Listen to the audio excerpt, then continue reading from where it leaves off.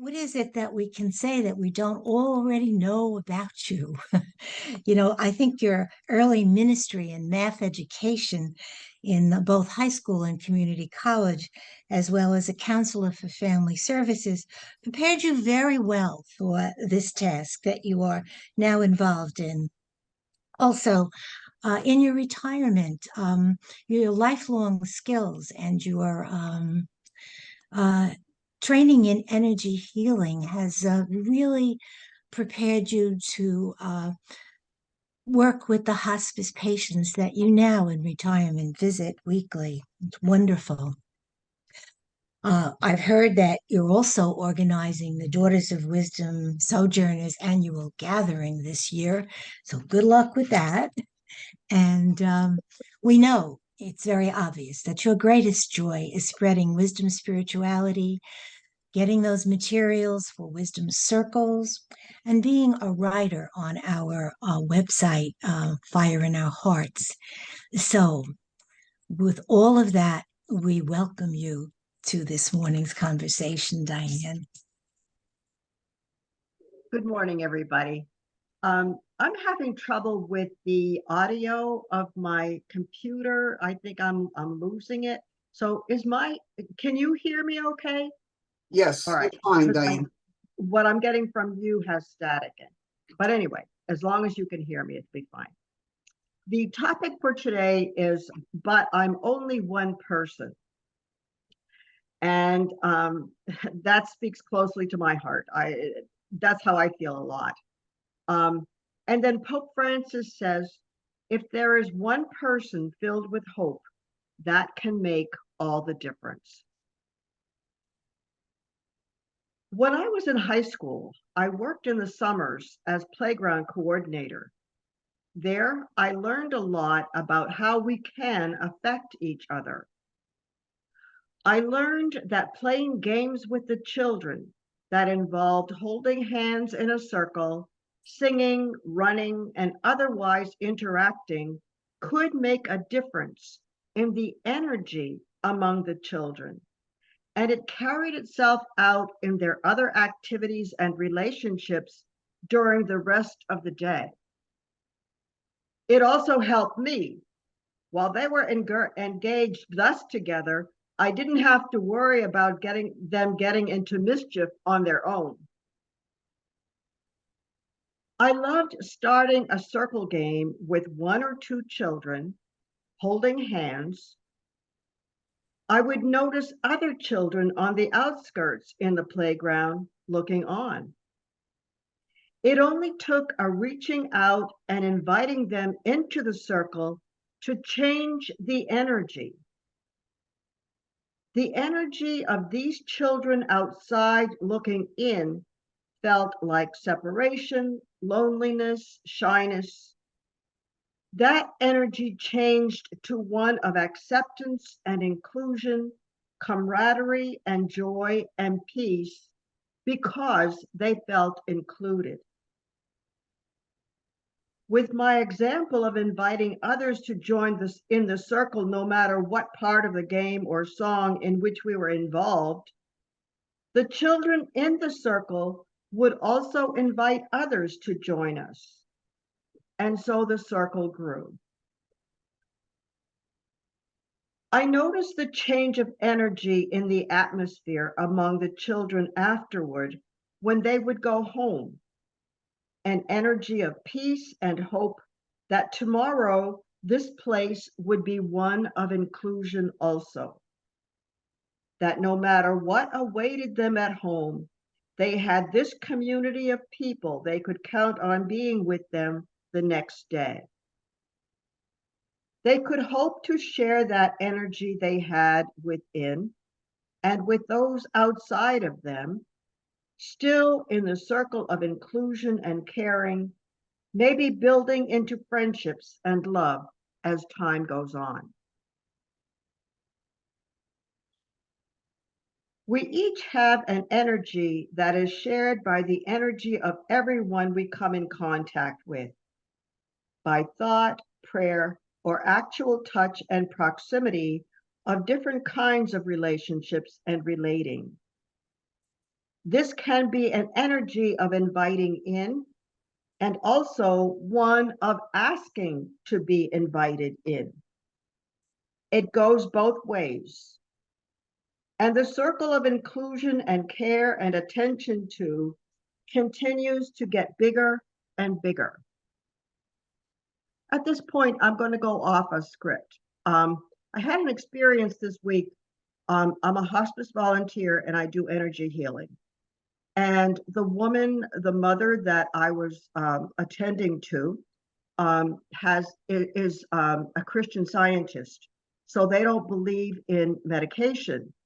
Now, hospice, their whole thing is they keep the person comfortable using medication. So what they scrambled around to try to do, they decided to try to send more people in to be with this person to support her through her dying process. And her daughter spent time with her. Her daughter spent all day with her, in fact. And so I got to know both of them, and I would do energy healing on both the daughter and the mother. But there was a whole disconnect between what I could do and think and not knowing about that religion. So I asked the daughter one day, could you tell me a little bit about what that's all about? And she did. She invited me into their framework and with an understanding more of what her mother was going through in terms of her determination that she would not get medication. I was able to connect with her attitude and get it together with my healing energy and use it as I did healing energy on her. The energy between us changed. After that, the barriers were down. I felt I could ask more questions and have them easily answered by the daughter, who no longer practiced that religion, but was spiritual in her own sense. And so by the time the woman was actually dying, I was there. And I would sing during the time of my visits with her, I would sing to her as well as sending her energy because she didn't want to be touched, although she did hold my hand. I don't understand that part, but anyway. And so she liked Silent Night, like Sleep in Heavenly Peace. I just kept singing that over and over and over again. And the last day that I was there, this woman had already prepared her obituary, her services, and everything, and had chosen 3 favorite songs that she wanted sung. So I asked her daughter, did she have these songs so that if I knew them, I could sing? And she brought them out, and I didn't recognize them. It's very different from what I'm used to. And so we decided we were going to read them like poetry. So there were 3 of them. So we took turns. I was doing the 3rd one. I finished the last line, and her daughter said, she just passed. So it was like, oh my God, this is amazing, And yet I felt totally included in the energy of that room and was able to support the daughter as she went through her grieving, as she called her sister, and they grieved together and shared stories and spent time with them as they were waiting for the nurse to come in and the crematorium, etc.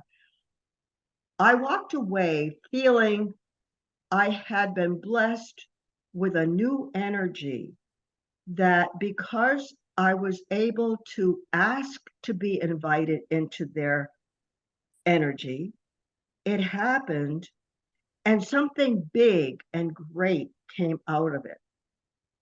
So in terms of being only one person, we can invite others in and also ask to be invited in.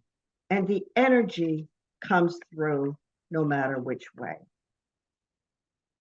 Even though I am only one person, I can affect my environment of people and nature by simply inviting one another to be included, by reaching my hand out, and often also asking to be included. My energy of hope and welcome can surely affect the energy of the one invited, who then also invites. And the healing energy grows on and on in ever widening circles, causing a new energy to emerge. The whole becomes bigger than the sum of its parts. The energy created takes on a life of its own, all from a simple extension of the hand, the invitation to one another. In a song that we all know, we sing, "Let there be peace on earth and let it begin with me." I'm not going to sing it for you. We need only reach out to one other person at a time. Something to ponder. How have I begun to create a circle of new energy of inclusion and hope by a reaching out to another in the last few days? How have I been given new hope by someone else's reaching out to me? Thank you. Thank you, Diane. Excuse me, Diane, could you repeat those questions? Diane, could Sure. you? Okay. Yeah. How have I begun to create a circle of new energy, of inclusion and hope by a reaching out to another in the last few days? And the second question, how have I been given new hope by someone else's reaching out to me?